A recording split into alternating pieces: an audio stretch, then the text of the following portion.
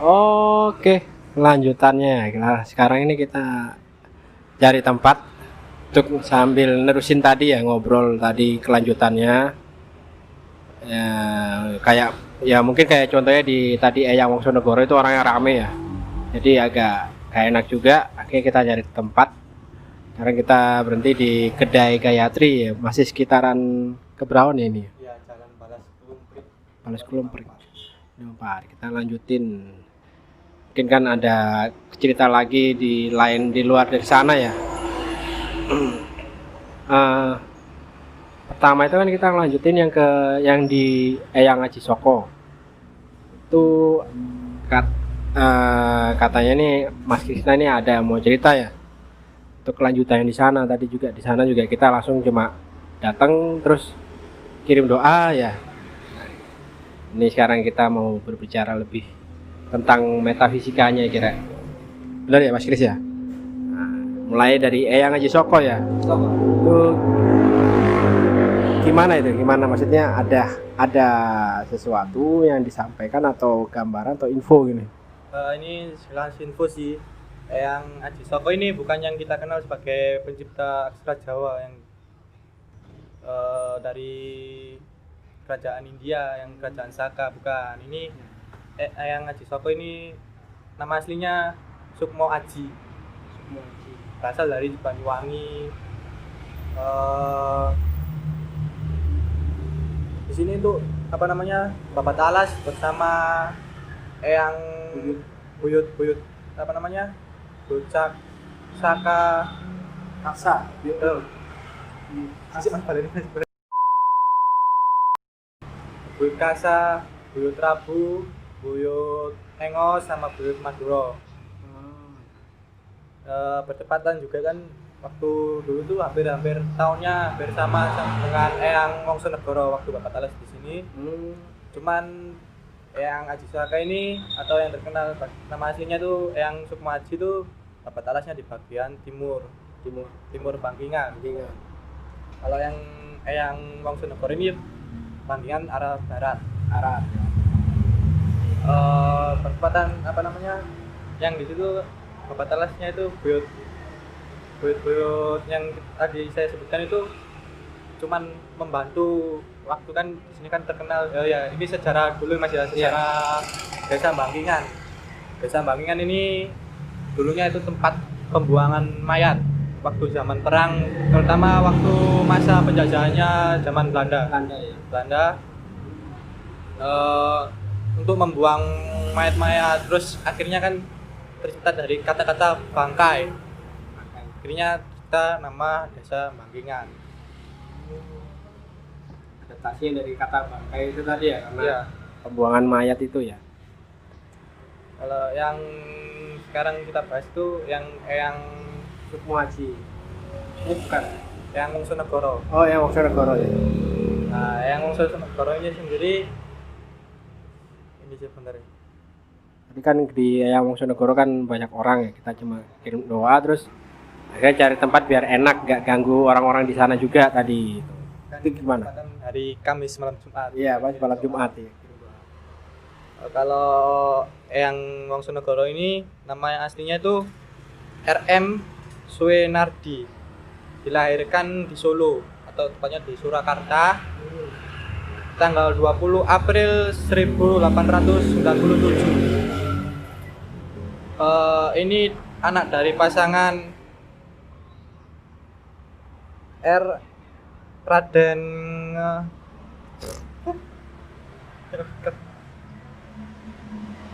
istikat aja ya Mas ya. Pasangan dari RNG Gito Diprojo dan RA Suenartinaha. Ayahnya adalah Abdi Dalem dari Panewu, dari Sri Sultan Pakuwono ke-10 di Surakarta.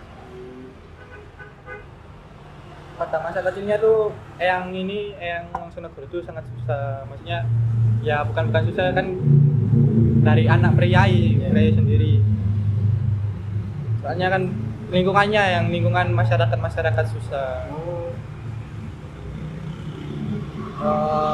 Waktu dulu waktu masa kecil ini yang Monsonegoro itu dapat sekolah. Kan dulu kan waktu penjajahan Belanda itu kan anak-anak pribumi itu nggak boleh sekolah. Iya.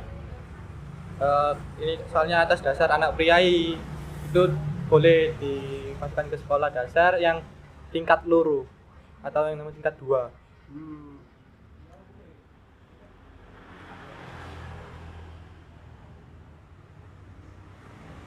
Ini informasinya ada semua ya di sini nanti. Ya, di sini ada semua. Soalnya yang diceritakan di sini sama yang saya lihat waktu kan flashback gitu kan persis ceritanya yang ada di sini. Nanti kita coba taruh artikelnya lihat di bawah.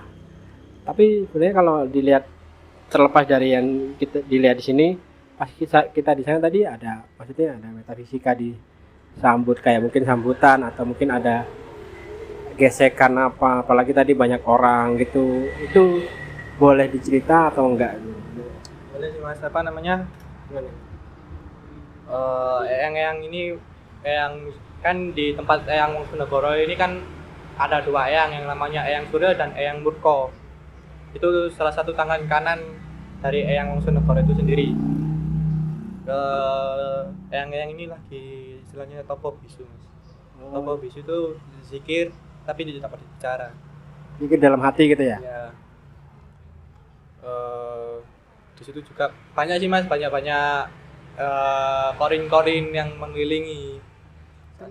Korin maksudnya dari tadi kan kita lihat kan ada kuburan juga, korin dari situ atau gimana? Yang ada dari situ dan ada juga dari luar sebangsa jin. Oh gitu.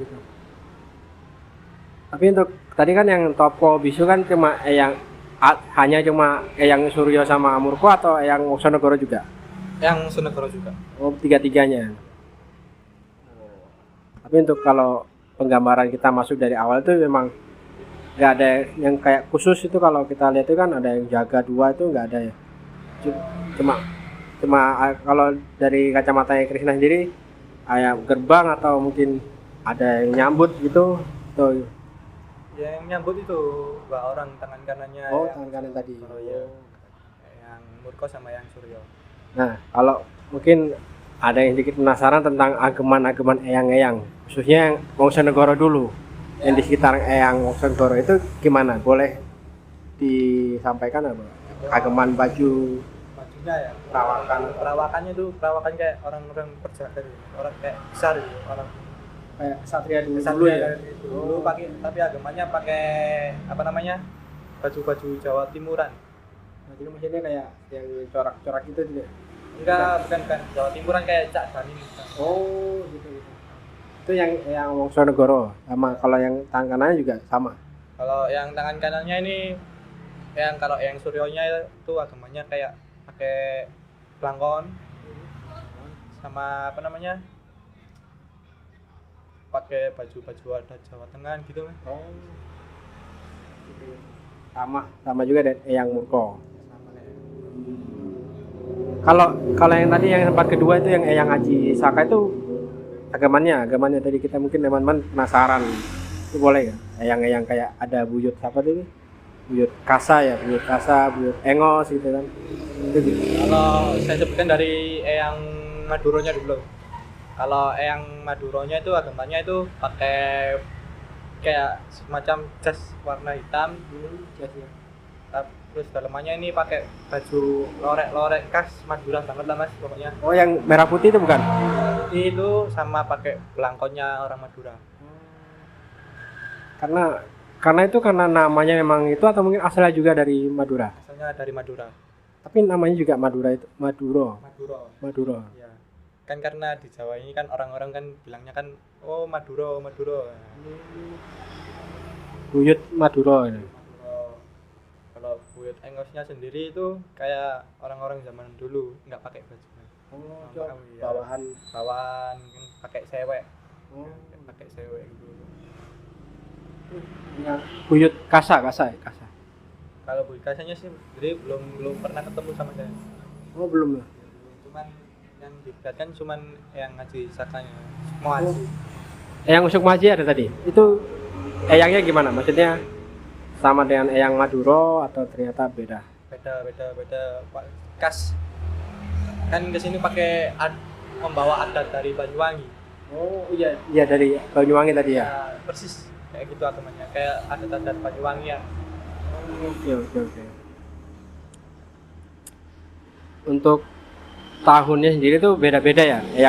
Eyang Haji Soko dulu atau yang pertama nempati kan tadi kan sebelah timur barat dibagi ya. Berarti barengan itu berarti datangnya. Hampir ke tahun yang sama. Kalau yang Haji Soko ini 1700-an mau ke 1800-an. 1700 akhir lah mungkin Ya, ya. 1700 akhir. Kalau yang Wongsonegoro ini sendiri 1800 ke atas. Kan ini masih ada kerabat dari Eyang Saunggaling. Yang Wongsonegoro. Iya. Nah itu menarik ini kan, kerabat berarti ada hubungan darah ya. Ya, ada hubungan darah. Kalau Eyang Saunggaling, Raden Saunggaling ini kan 1700-an. Eyang Haji Soko 1800, mungkin turunannya lagi ya. Ya, turunannya lagi masih apa namanya? Kerabat kayak ponaan istilahnya, Mas. Ponaan.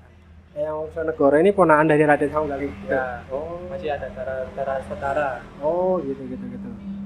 Kalau kalian yang tahu Eyang Saunggaling itu di video sebelumnya, Rek, itu kita udah bahas kurang lebih seperti itu. Nanti kalau ada mau request lagi yang lebih spesifik nanti bisa kasih komennya aja.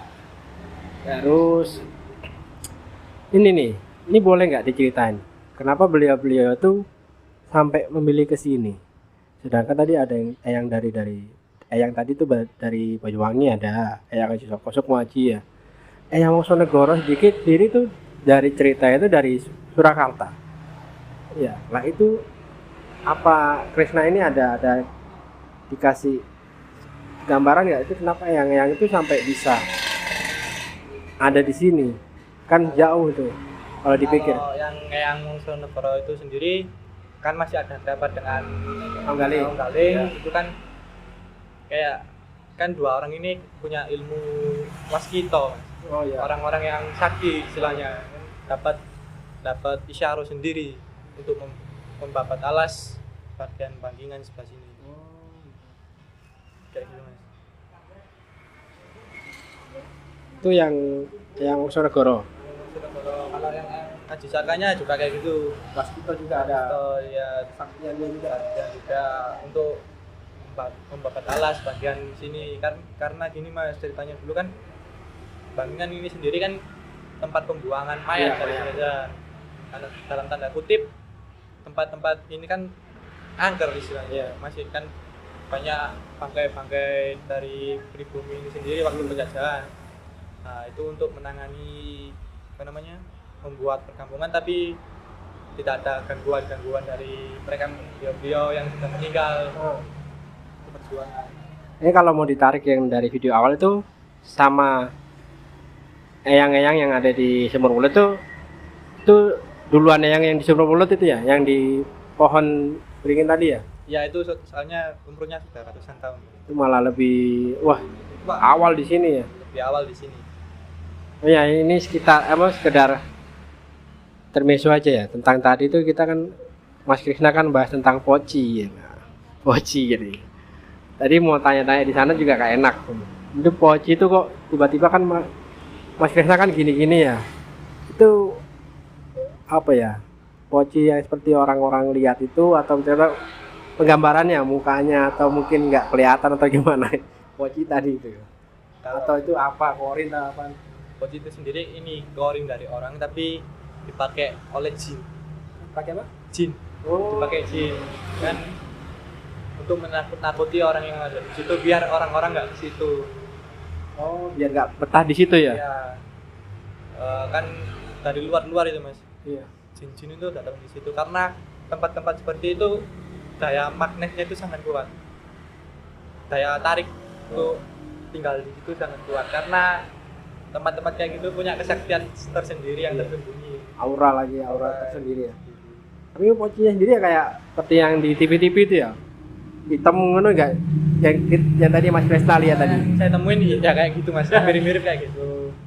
Badannya rusak gitu. Penuh darah gitu. Apa bekas tanahnya banyak ini. Sama kayak ada plasmanya Mas. Kayak asap. Tapi asap ini enggak ke bawah.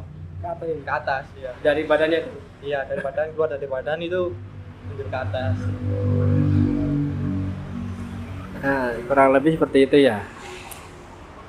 Tentang Eyang Sukmo Aji. Nama sebenarnya Eyang Sukmo Aji, bukan Eyang Aji Soko yang di internet kalian cari itu nanti ada yang dari India itu bukan. Ini dari Banyuwangi, nama aslinya Eyang Sukmo Aji. Nama panggilan Aji Saka. Nama panggilannya Aji Saka. Ya.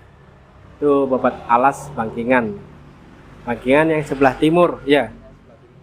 Kalau yang sebelah barat diri ada Eyang Wongsonegoro dan dua tangan kanannya Eyang Suryo dan Eyang Murko. Eyang Murko tadi tuh beda sendiri tempatnya, coy. Cuma tadi karena banyak orang juga gak enak ya, rame-rame di situ. Makanya kita bahas di sini ya. Mungkin terakhir ya, penutupan. Meskipun tadi Eyang itu ada topo bisu, tapi sebenarnya ada yang disampaikan nggak dari kedua tempat itu, ada yang pesan-pesan nggak? Atau mungkin ya flat aja cuma dikasih lihat gitu? Kalau yang di Sumur Wulut itu ada pesan Mas. Ada pesannya dari Eyang sana ya? Ya, yang dari penghuni pohon beringinnya sendiri. Yang laki apa yang perempuan? Laki yang perempuan semua kan. Oke. Itu kan pengayom. Oke. Janganlah buat meminta sesuatu ke situ. Kalau tujuannya untuk mendoakan penghuni situ nggak masalah Mas. Kalau untuk yang meminta-minta, janganlah ke situ. Please lah, jangan ke tempat situ. Minta togel. Iya, minta nomor lah. Kalau mau rezeki ya jangan pakai cara yang instan. Kerja, berusaha. Itu pesan dari yang ada di Sumur Wulut ya. Kalau yang di Eyang Haji Saka ada ya. Kepinginnya itu Eyang Haji Saka ini, Eyang Sukmo Aji itu penerus bangsa ini, generasi berikutnya itu tahu tempat tentang ini. Karena kan semakin zamannya udah berganti, nggak rame, sepi gitu tempatnya. Makanya kalau yang pengen tahu rasanya, pengen tahu tempatnya, langsung aja ke tempatnya. Ya mungkin semakin zaman juga orang makin lupa siapa leluhur. Makin lupa ke jati dirinya sih sebagai orang Jawa asli gitu. Itu tuh ada apa istilah jas merah ya. Jas merah dari Bung Soekarno sendiri. Soekarno jas merah Jangan lupakan sejarah. Ya dulu mungkin itu semua itu dari mau percaya nggak percaya itu terserah. Makanya itu yang kita lihat sendiri ya. Itu juga bukan kita mewajibkan kalian di rumah untuk percaya ya. Itu tergantung kalian lagi yang lihat. Kurang lebih seperti itu ya. Kami tidak memaksa hak Anda untuk percaya kepada kita. Kita cuma menjelaskan secara detail yang saya lihat dari kacamata saya sendiri. Kalau nggak percaya silakan ke sana aja langsung. Kalau masih penasaran langsung sana. Ya, itu kan juga kita kasih tahu tempat itu, soalnya tempatnya yang Haji Soko itu tersembunyi ya. Tidak, kalau di Eyang Wongsonegoro itu ada plang. Kalau yang Haji Soko itu belum. Terus di Sumur Wulut juga ada tulisannya cagar budaya, tapi kayaknya nggak diurusin ya kan. Ya, masih belum terurus sangat baik lah. Nah gitu. Itu kan informasi buat orang-orang di luar sana yang punya kepentingan itu cagar budaya itu bisa itu dimasukkan ya. Kurang lebih seperti itu. Saya pribadi juga yang di belakang kamera ini Mas Ari dan juga Mas Kresna, ini kita undur diri dan nanti kita next lagi di mana? Orasia. Kita juga belum mikir soalnya kita mau kemana. Tapi terus saja. Iya. Pokoknya tiap bulan kita usahain ada ya. Terus kurang lebih seperti itu. Kalau ada salah-salah kata, salah-salah penyebutan daerah, saya mohon maaf pribadi dan juga teman-teman ini juga mohon maaf. Selamat malam. Assalamualaikum warahmatullahi wabarakatuh.